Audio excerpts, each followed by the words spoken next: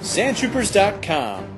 Never imitating, always innovating, bringing you the latest coverage in the Star Wars galaxy. You know she makes me feel good, just like a bad girl should. She goes down, she goes down, she goes down, down, down, down,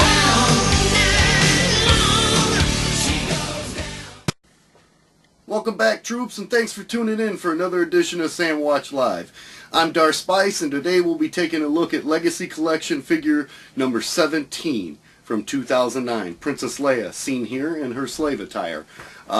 Just going over the package very briefly. I really like the hand-painted portrait thing there. That's really cool. You know, I don't know. A lot of us, you know, remember the vintage line, really enjoyed, you know, the actual photo from the movie. But yeah, it does. It looks very good, and you know, you can see a lot of the detail and the handle of the weapon there that's packed in there, included when all of Jabba's, you know, goons were running at her. She was laying them out with the skiff piece there, and also is this really big, you know, cup. It's you know, good half-inch or I don't know, a pretty big cup though. You know, I mean, rival Little John. But of course, if you were chained to a big fat guy like Jabba the Hutt, who probably didn't smell so hot, you know, you'd probably need the assistance of, you know, the Tatooine equivalent to Ripple or Night Train or Mad Dog 2020 or any of those high-impact, low-dollar, you know, wines.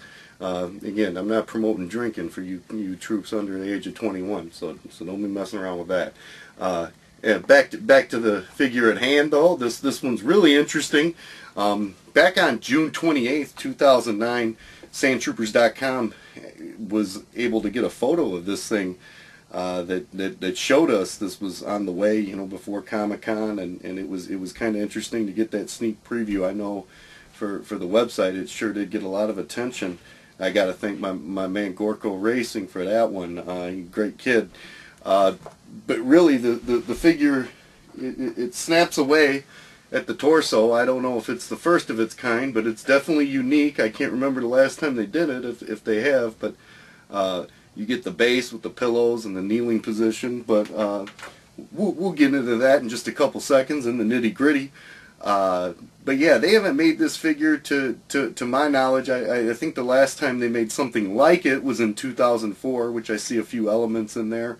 But I tell you what, let's go ahead and cut away to the nitty-gritty and take a look. Come on.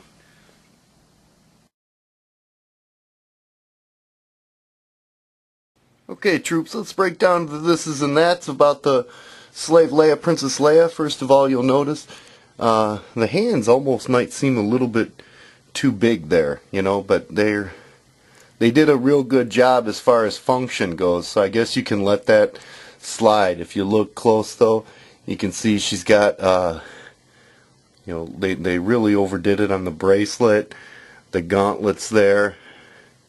Give a second for that to, you know, focus up, but that's just amazing. The ball, you know, the shoulders rotate all around. It's just incredible. You can see there too in the knees bend really nice. Feet, the boots are just, you know, perfect replica of the slave Leia costume. If you want to compare her a little bit to the OTC version, as you see, it's a little bit different. Definitely in the face sculpt there, you know, it's two different figures altogether. They really retooled this head quite a bit on her.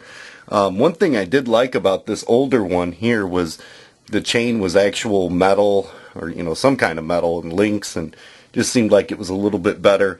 But you see they really, you know, went all out with the weapon there.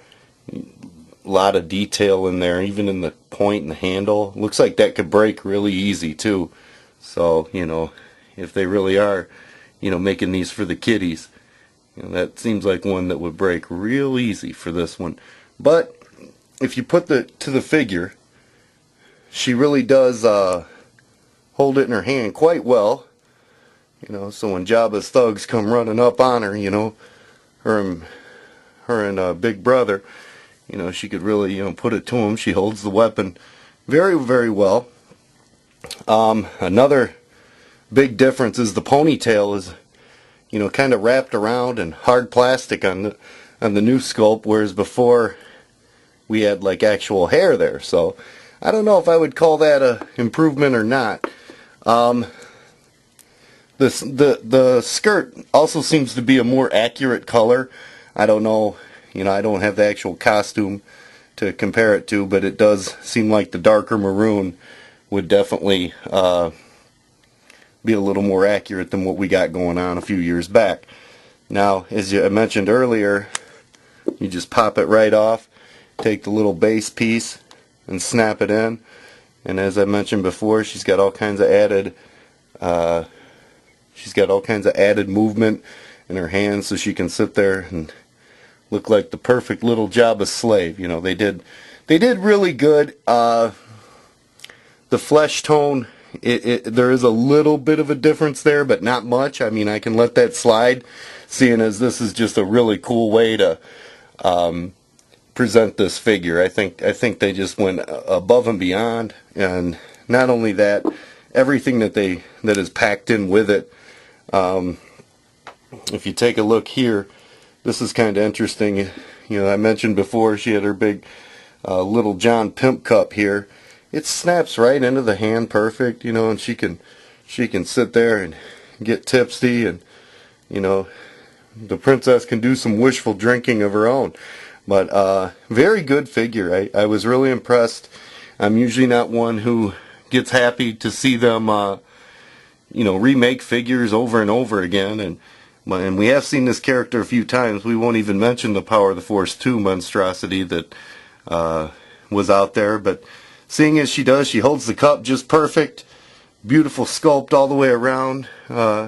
Here's to you, Hasbro.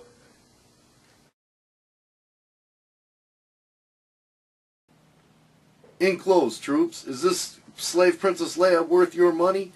I would have to say most definitely. There was a significant enough change in the figure, the uniqueness of the alternate torso, all the extra accessories.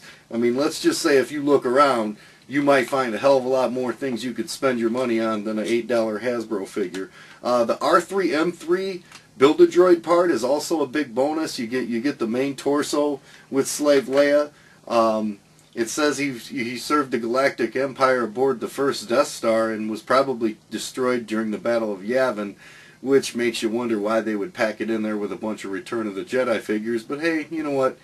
I ain't gonna get into all that. I'm not gonna worry about those things. I don't think they created this figure just to fit another piece in with the Build-A-Droid to make it work. No, there's a lot other figures we could point to as examples of that, but it's certainly not this one. The comparisons and the changes that they made, everything is just a little bit different. They went through it, and I think they just made a more accurate. Definitely the body they put into this one was way more articulate and gives you just all kinds of posability, making the 2009 Build-A-Droid Slave Leia the most definitive version of the figure yet in 3 3/4 form. Stay tuned to Sam Watch Live for future installments, as we're going to be taking a look at the Return of the Jedi wave and probably bouncing back into some more Clone Wars figures. Until next time, I'm Darth Spice. We're out.